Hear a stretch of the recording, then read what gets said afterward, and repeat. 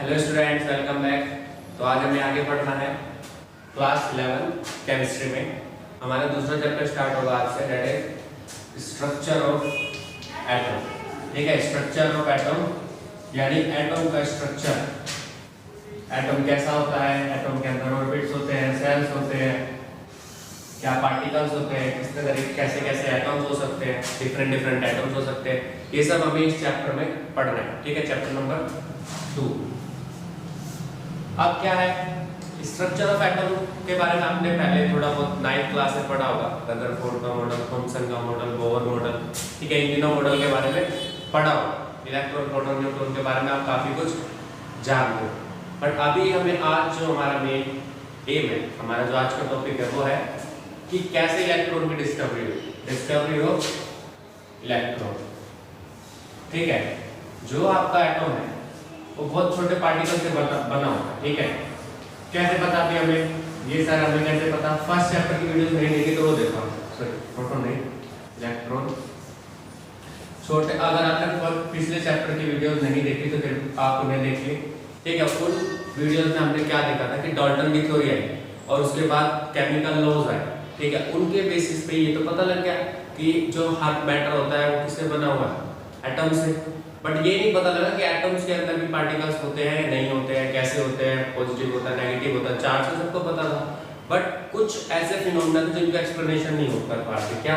जैसे देखो, सिल्क को, या फिर आपके पास एक स्केल है, उसको आपने हेयर में रख दिया, उसके बाद आपने उसको छोटे छोटे जो स्मॉल पीसेस ऑफ पेपर है उसके पास लेके गए, वो उस पर स्टिक हो जाते हैं। ये फिनोमेना डाल्टन की थ्योरी एक्सप्लेन नहीं कर पा रही थी। तो इसके बेसिस पे अंदाजा लगाया गया, ठीक है, चार्ज होता है, चार्ज पर जाता है, इक्वल नंबर ऑफ पॉजिटिव है, इक्वल नंबर ऑफ नेगेटिव है, ये मान लेंगे। बट उसके बाद कैसा है, कितना नहीं है, ये सब चीजें डाल्टन थ्योरी एक्सप्लेन नहीं कर पाई। जितना भी हमने फर्स्ट चैप्टर पढ़ा हूं, जितने लॉस पढ़े, थ्योरी पढ़ी, उसके बेसिस पे आप एक्सप्लेनेशन नहीं दे सकते। तो क्या हुआ भाई कि इलेक्ट्रॉन की डिस्कवरी हुई, फिर प्रोटॉन की हुई, फिर न्यूट्रॉन की हुई। तो इलेक्ट्रॉन की डिस्कवरी किससे हुई? फर्स्ट आपका है, इसमें इंपॉर्टेंट रोल है किनका? Cathode ray. Cathode ray, cathode ray क्या होती है? ठीक है, समथिंग अराउंड 1887 के अराउंड की बात है। एक एक्सपेरिमेंट के लिए ये ग्लास ट्यूब ली गई। इस ग्लास ट्यूब में आपने क्या किया, 2 इलेक्ट्रोड लिए। ठीक है, एक नेगेटिवली चार्ज और एक पॉजिटिवली चार्ज। ठीक है, और यहाँ पर हाई वोल्टेज आपने सोर्स लगा दिया। हाई वोल्टेज सोर्स मतलब बहुत ज़्यादा हाई वोल्टेज, 10,000 वोल्टेज, ऐसे वोल्टेज आपको बहुत ज़्यादा हाई देंगे। और यहाँ पर आपने क्या लगा दिया, वैक्यूम पंप, जिससे क्या क्रिएट हो जाए, वैक्यूम क्रिएट हो जाए। ठीक है, this is your vacuum pump. ठीक है, अब क्या किया गया, यहाँ पर आपका ये जो एनोड है, कैथोड है, दिस इज योर कैथोड। याद रखना, कैटायन जिस तरफ अट्रैक्ट होंगे दैट इज कैथोड, और जिस तरफ एनायन अट्रैक्ट होंगे दैट इज योर एनोड। और इसके बीच में गैस डाल दी गई। ठीक है, और प्रेशर आपको बहुत ज्यादा लो प्रेशर लेना है, 10⁻⁻⁴ टाइम्स। ठीक है, पास्कल में ले सकते हो, 10⁻⁴ पास्कल, इतना ज्यादा लो प्रेशर लेना है। पास्कल यूनिट है इसकी। ठीक है, वेरी लो प्रेशर। ये एक एक्सपेरिमेंट है। अब क्या था, और इस तरफ आपने एक फ्लोरोसेंट मटेरियल वो होता है जो कि जिसमें से अगर एनर्जी पास होगी, या फिर क्या होता है, डार्क में जो चमक सकता है, डार्क गैस में। ठीक है, तो फ्लोरोसेंट मटेरियल वो होते हैं जिनमें से अगर आप लाइट पास करोगे, एनर्जी पास करोगे ना, ग्लो करना स्टार्ट कर देते हैं, दैट इज फ्लोरोसेंट। यहाँ पर आपने जिंक सल्फाइड की ग्लास, इसके पीछे जस्ट पीछे ग्लास और fluorescent material that is zinc sulphide आपने रख लिया। अब क्या हुआ कि जब आपने इसमें हाई वोल्टेज पास की और बहुत ज्यादा लो प्रेशर हुआ, तो जहां से इनविजिबल रे इस तरफ जाने लगे, इनविजिबल रेज जाने लगे। ठीक है, और क्या देखने को मिला आपको यहाँ पर कि यहाँ पर ये जो फ्लोरोसेंट स्क्रीन है वो ग्लो करती है, चार्ज हो गई, गैस चार्ज हो जाती है। ठीक है, गैस चार्ज हो गई, मटेरियल यहाँ से कई बार पूछ लेते हैं कैथोड रे कहाँ से निकलते, तो एक तो देखो, एक तो मटेरियल से निकलती है, प्लस में गैस के जो पार्टिकल होते हैं वो भी कैथोड रे पोजेस कर देते हैं। ठीक है, वो यहाँ जाएगी एनोड पे जाएगी, नेगेटिव टू पॉजिटिव जा रही है। फिर क्या होगा, यहाँ जो ग्लास है, ये जो ग्लास है जिंक सल्फाइड, ग्लास के बाद जिंक सल्फाइड हमने जो फ्लोरोसेंट रख रखा है, वो फ्लोरोसेंट स्क्रीन जो बनाई है हमने, उस पे वहां पर एक ग्लो नजर आता है। ठीक है, तो वो ऐसा क्यों हो रहा है, इसके लिए क्या उन्होंने एक चीज और ऐड कर दी इसमें, भाई एक इस तरफ उन्होंने नेगेटिव प्लेट लगा दी और इस तरफ उन्होंने पॉजिटिव प्लेट लगा दी।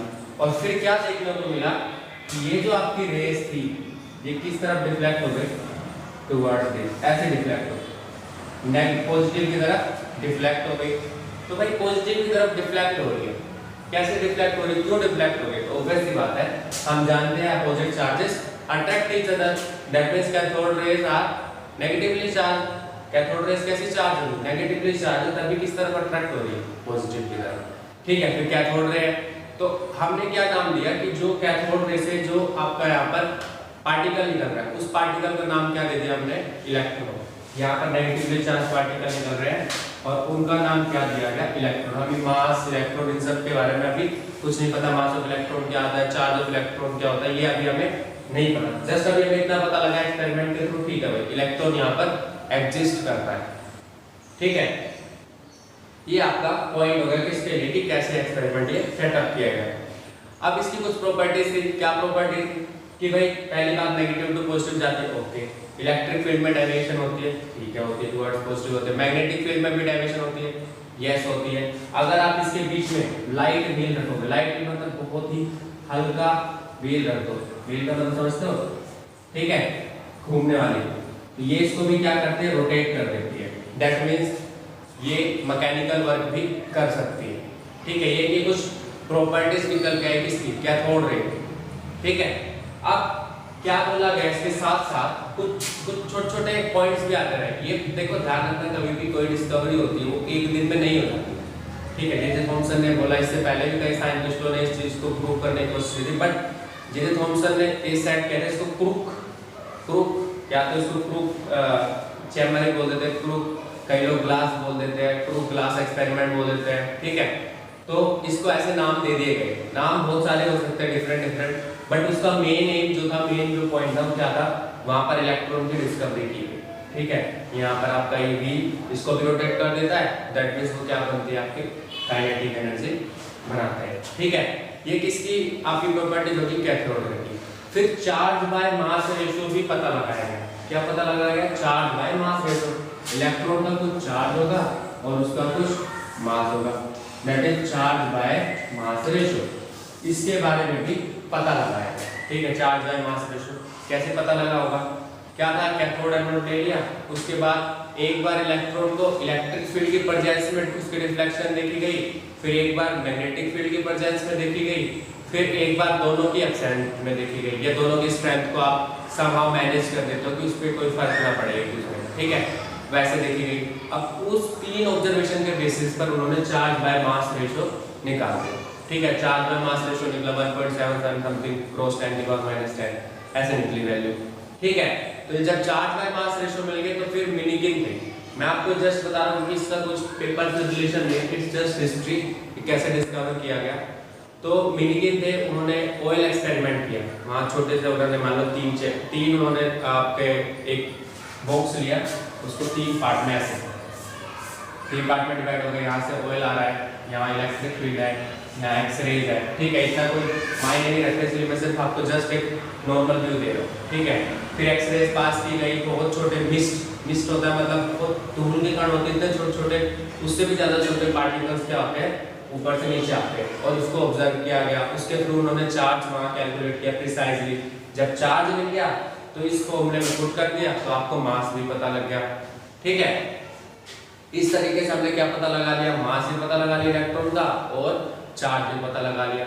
ठीक है, तो इलेक्ट्रॉन की डिस्कवरी में सबसे अहम रोल किसका था, इस कैथोड रेस का। ठीक है, ये जो थॉमसन को उनका मतलब कि इस चीज का डिस्कवरी का पूरा श्रेय दिया जाता है कि जे थॉमसन ने इसकी इलेक्ट्रॉन की डिस्कवरी की। ये तो आपकी होगी इलेक्ट्रॉन की डिस्कवरी।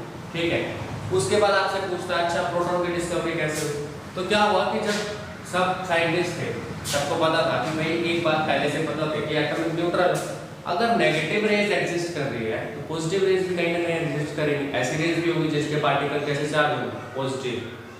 ठीक है, तो कैथोड रे का ओरिजिन तो ये माना गया कि इलेक्ट्रॉन पुट अप हो गए होंगे और इलेक्ट्रॉन पुट अप होने से नेगेटिवली चार्ज हो गए और ये नेगेटिव हो गए।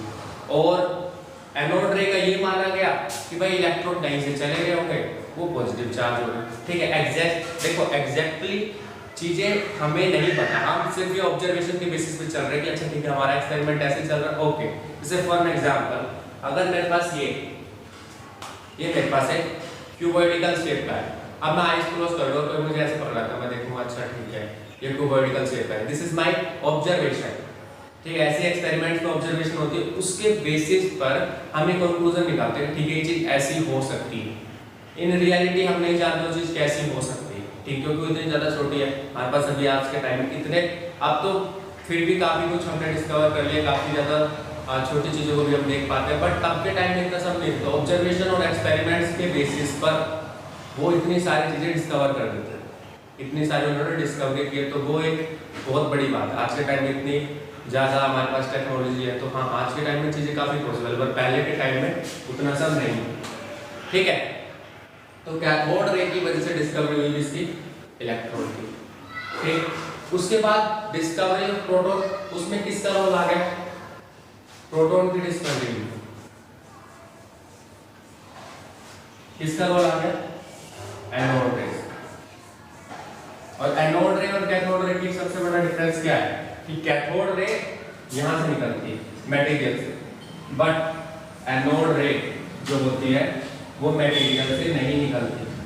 कहाँ से निकलती है, उससे थोड़ी सी आगे जो गैस प्रेजेंट होती है वो गैस पूरी की पूरी तरीके से जिम्मेदार होती है इसके लिए। ठीक है, जैसे मैंने अभी कैथोड रे का ओरिजिन क्या बताया, गैस पार्टिकल्स भी है और मटेरियल भी है जो जिससे कैथोड बना हुआ है। कैथोड बना होगा, ये इलेक्ट्रोड जो बने हुए हैं किसी न किसी मटेरियल से तो बने ही होंगे, वो भी जिम्मेदार होता है, बट एनोड रे के लिए ऐसा केस नहीं होता। और ये जो फ्लोरोसेंट स्क्रीन है ये यहाँ लगा दो, ये भी ग्लो कर गई। ठीक है, और क्या डायरेक्शन देखने को मिली, ये रे बेंड हो गई किस तरफ, नेगेटिव की तरफ। अगर ये नेगेटिव की तरफ बेंड होती है that means they are positively charge. Same बिल्कुल कैरेक्टरिस्टिक्स ऑलमोस्ट सारी सेम थी इसकी भी कि भाई पॉजिटिवली चार्ज मतलब ये बेंड होती है, रिफ्लेक्शन होती है, इलेक्ट्रिक फील्ड में भी होती है और मैग्नेटिक फील्ड में भी होती है, दोनों ही फील्ड में इसमें भी डिफ्लेक्शन होती है। आप इसमें भी लाइट व्हील रखोगे तो वो भी मूव करेगा, यानी ये भी काइनेटिक एनर्जी पोजेस करती है। चार्ज बाय मास रेशियो इसका भी कैलकुलेट किया गया, तो इस तरीके से प्रोटॉन की डिस्कवरी की गई। अब एक कंसेप्ट जो बड़ा एक तरीके का कंफ्यूजिंग है आज तक भी कि प्रोटॉन की डिस्कवरी की किसने है। कुछ लोग कहते हैं गोल्डस्टीन है और कुछ लोग कहते हैं रदरफोर्ड। अब इस दोनों पे ही सवाल है क्योंकि रदरफोर्ड ने पहले इस चीज की प्रेडिक्शन की, बाद में गोल्डस्टीन ने इन रेज को, जब एनोड रेज के बारे में उन्होंने सोचा तो इन रेज को उन्होंने कैनल रेज नाम दिया था। क्या नाम दिया था, canal, because they are opposite of cathode, उनको कैनल रेज नाम दिया गया, कैनल रेज। तो उसके बेसिस पर हम पूरे का पूरा श्रेय दे देते हैं किसको कि भाई गोल्डस्टीन ने डिस्कवरी की, उन्होंने ये सब चीजें एक्सपेरिमेंट सेटअप किया। तो आप अगर नेट पे भी सर्च करोगे ना तो आपको दो ऑप्शन मिलेंगे, कई कई जगह साइट्स पे लिखा है रदरफोर्ड ने भी, कई कई जगह पर लिखा हुआ है गोल्डस्टीन ने भी। बट अगर देखा जाए एक्सपेरिमेंट एक तो होता है एजम्पशन करके आपने एक चीज की प्रेडिक्शन कर दी और उस चीज का रियलिटी में एक्सपेरिमेंट करके वो चीज प्रूव करना, तो वो किसने किया था, गोल्डस्टीन ने। तो इसलिए गोल्डस्टीन का माना जाता है कि उन्होंने प्रोटॉन की डिस्कवरी की। ठीक है, ऐसे ही चार्ज बाय मास रेशियो वहां पर भी कैलकुलेट किया गया, चार्ज वहां पर भी कैलकुलेट किया गया। फिर क्या हो गया, फिर रदरफोर्ड दिया वापस 1990 और 1918 या 20 के आसपास उन्होंने, इतना डेट याद नहीं रहती हिस्ट्री वाले थोड़ी है, तो उस टाइम में उन्होंने एक अपनी तरफ से जंक्शन दिया कि भाई जो एटम है उसका जो एटम है उसकी स्टेबिलिटी जो है वो ओनली प्रोटॉन की वजह से नहीं हो सकती। ठीक है, वहां पर कुछ ना कुछ ऐसा है जिसका मास है और जो न्यूट्रल हो सकता है। तो उन्होंने पहले हिंट दिया, ठीक है, पहले उन्होंने हिंट दिया कि वहां पर एक ऐसा पार्टिकल एग्जिस्ट करता है जिसका मास है, कुछ हैवी है वो, बट उसका कोई भी चार्ज नहीं है। तो इसके बाद भी थोड़ी बहुत बात चली, अच्छा ऐसा कैसे हो सकता है ये, तो मतलब 10-12 साल बाद चैडविक ने आके इस चीज़ को प्रूव कर दिया कि वहाँ पर न्यूट्रॉन एग्जिस्ट करता है। कैसे प्रूव हो गया? तो उन्होंने एक एक्सपेरिमेंट किया, उसमें हीलियम और बेरिलियम को लेके एक्सपेरिमेंट किया, और उसमें क्या हुआ कि एक पार्टिकल ऐसा निकला उसमें से जिसके ऊपर ना कोई चार्ज था, बट वो पार्टिकल था, चार्ज नहीं है, उसका मास है, और वो एटम में से निकला। तब उस बेसिस पे कहा गया यस, ये एटम के अंदर एक और पार्टिकल एग्जिस्ट करता है जिसका नाम है न्यूट्रॉन। उसका नाम क्या दे दिया गया? न्यूट्रॉन, जिसके ऊपर कोई चार्ज नहीं है, बट उसका मास ऑलमोस्ट इक्वल होता है किसके? प्रोटॉन।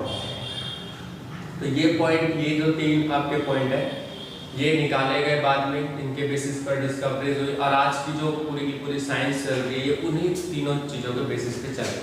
तो ये रफ एक स्केच था कि कैसे उन्होंने कैथोड रे, एनोड रे और इन सब चीज़ों के बारे में कैसे पता लगाया होगा, कैसे ये चीज़ें होती है। ठीक है, तो एक्सपेरिमेंट्स एंड ऑब्जर्वेशन, साइंस यही होती है, आपने एक्सपेरिमेंट किया, ऑब्जर्व किया, फैक्ट प्रूफ हो गया है। ठीक है, ध्यान रखना, theories can be modified but laws are universal, law कभी भी ब्रेक नहीं होते।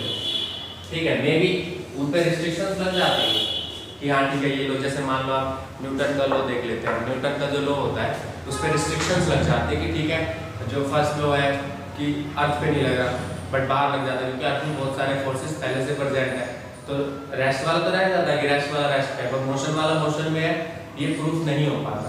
यहाँ होना आप सोचते हैं कैसे हो सकता है कि मैंने एक बार साइकिल पैडल मारा, वो चली जा रही तो रुक जाती है, तो वो क्यों हो रहा है? क्योंकि अर्थ पर और भी अदर फोर्सेस प्रेजेंट है।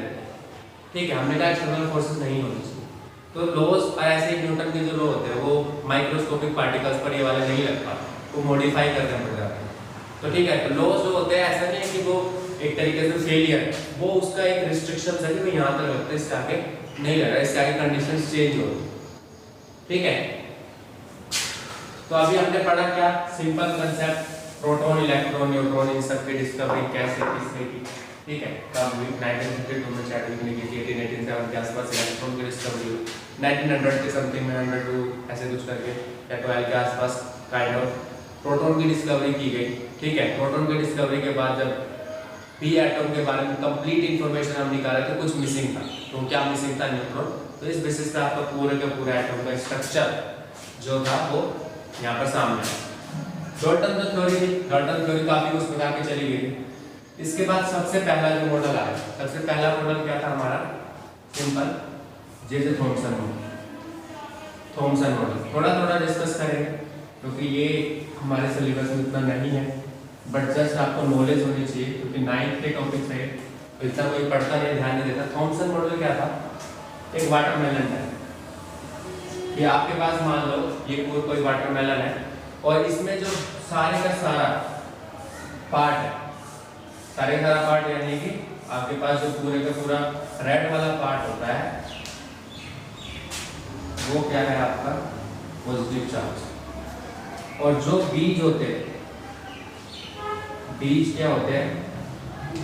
They are negatively charge electron. और गलत नहीं थे वो, उनके टाइम में इलेक्ट्रॉन की डिस्कवरी हुई थी, तो उन्होंने इलेक्ट्रॉन और प्रोटॉन को इस तरीके से डिफाइन कर दिया। प्रोटॉन नहीं बोला था जब उन्होंने, तब सिर्फ वही बोलते थे इलेक्ट्रॉन्स इसके अंदर, जैसे आपके वाटरमेलन में ऐसे बोलते हैं बीच बीच में बीज होते हैं, सीड्स होते हैं, उनको उन्होंने इलेक्ट्रॉन नाम दिया, and rest of the part is positively charge equal two electron. जैसे कि अगर 10 इलेक्ट्रॉन होते हैं तो 10 इलेक्ट्रॉन का जितना चार्ज है उतना ही चार्ज बाकी के रेड पार्ट पर होगा। ये थॉमसन मॉडल का कहना है। ठीक है, ये थॉमसन मॉडल उन्होंने बताया कि इस तरीके से आपके एटम एग्जिस्ट करते हैं, कि एटम के अंदर इलेक्ट्रॉन कहाँ है और पॉजिटिव चार्ज कहाँ होता है। प्रोटॉन नहीं, सबके टाइम में प्रोटॉन वगैरह नहीं बोलते थे, पार्टिकल मानते नहीं थे, हम पॉजिटिव चार्ज और नेगेटिव चार्ज ऐसे मान के चलते। ठीक है, ये थॉमसन मॉडल। मॉडल क्या था? जस्ट हमें अभी वही पढ़ना है। उसके बाद आया आपका रदरफोर्ड मॉडल, जिसने जिंदगी, जज्बात सब बदल दिए। रदरफोर्ड मॉडल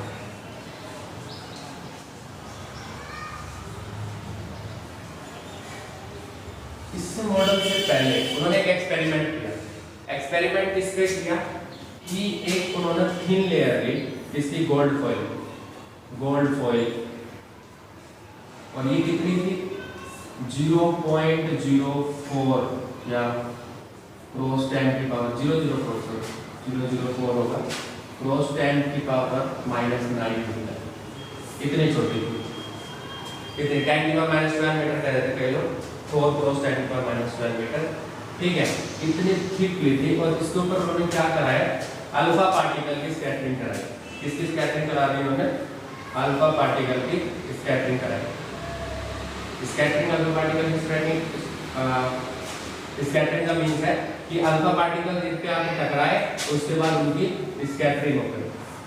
और यहाँ साइड में यहाँ उन्होंने ऑब्जर्वेशन, ये सर्कुलर टाइप की ऑब्जर्वेशन स्क्रीन, ऑब्जर्वेशन स्क्रीन जहाँ ऑब्जर्व किया गया कि अल्फा पार्टिकल कैसे डेविएट होते हैं। तो अगर थॉमसन जी का मॉडल होता तो ये डेविएशन काफी ज्यादा अलग होनी थी। क्या डेविएशन हुई वो अब हम देखते हैं, ठीक है। ये मैं आपको ये नहीं बता रहा एक्सपेरिमेंट कैसे कैसे क्या करता, बस ये देख लो, यहाँ से आप ये रे निकले और ये स्ट्राइक करे किसके ऊपर, गोल्ड फॉइल के ऊपर, और गोल्ड फॉइल के ऊपर स्ट्राइक करने के बाद ये इस तरीके से डेविएशन हो गई, ठीक है। अब जब डेविएशन हुई तो जो रिजल्ट आए वो थॉमसन मॉडल से बहुत ही ज्यादा अलग आए। क्या रिजल्ट आए, most of the alpha particle passed straight, बहुत सारे अल्फा पार्टिकल कैसे पास हो गए, स्ट्रेट हो गए। अब अल्फा पार्टिकल्स क्या है, they are positively charged, alpha particles are positively charged, ठीक है। जनरली इसको हीलियम पार्टिकल